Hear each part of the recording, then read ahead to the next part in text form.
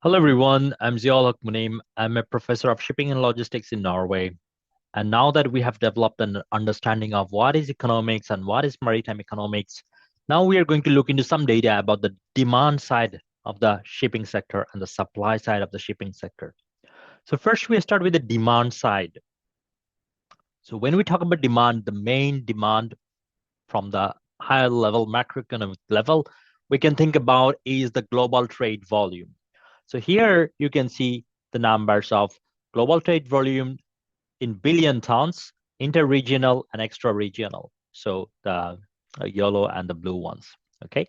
So here we have data from 2000 until 2024, and we have also this segmentation based on different events. So here, like 2001 and 2002, China joins the World Trade Organization. We had the financial crisis when it went down. Then we had some trade tensions between USA and China. Then we had the COVID impact when also again it went down. And then we had a recovery with the e-commerce boom. And then we had the Ukraine war. And then we recently also had the Red Sea crisis, right?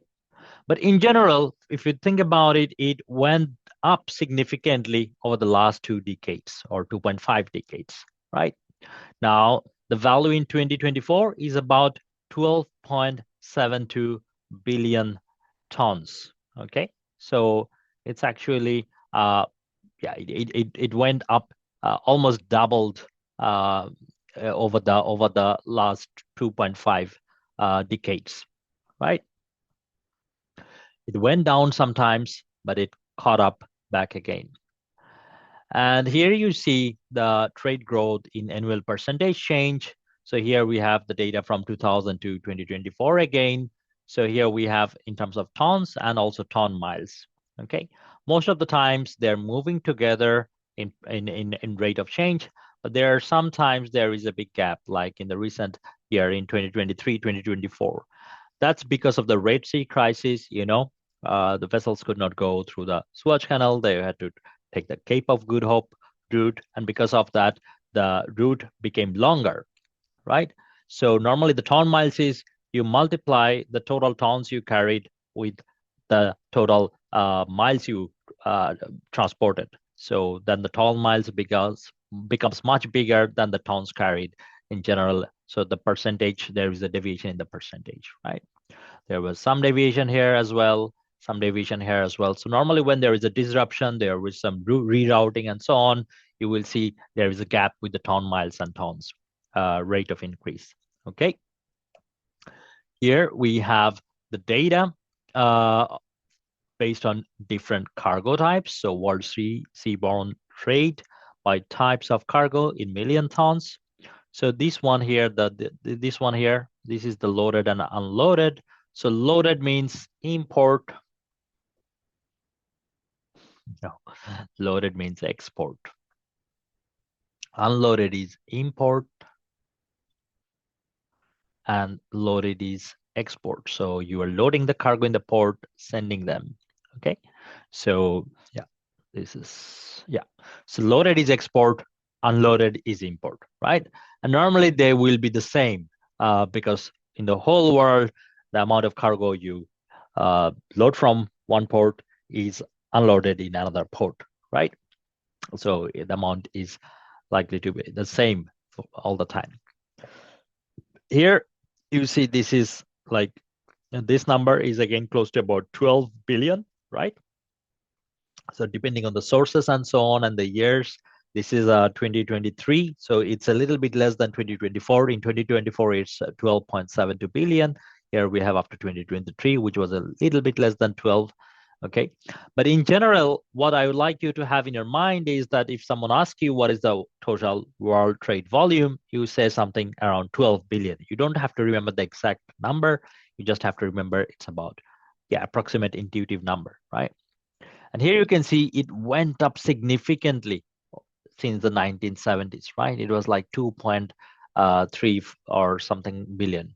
And from there, it went up to 12 billion, 12.7 billion in 2024, right? And then you can also see for different shipping segments. So dry cargo. This is the line for dry cargo, right? So that has grown significantly over the years. Then we have crude oil, okay? And then we have also tankers, loaded and unloaded. So tanker has been stable. There has been some increase here, okay? And for crude oil, it has been rather stable. There was some decrease around this time, and then it caught up to the level again. So this gives us a good overview of the demand side of the shipping segment. Also, it's good to know about the top ports in the world. So Lloyd's List, they publish the they publish the top 100 ports every year. So this is the ranking of 2024, and here you have the ranking of 20. This is the ranking of 2025, and here you have the ranking of 2024. Okay, in the top 10, there was no major difference. So Shanghai is number 1, Singapore number 2.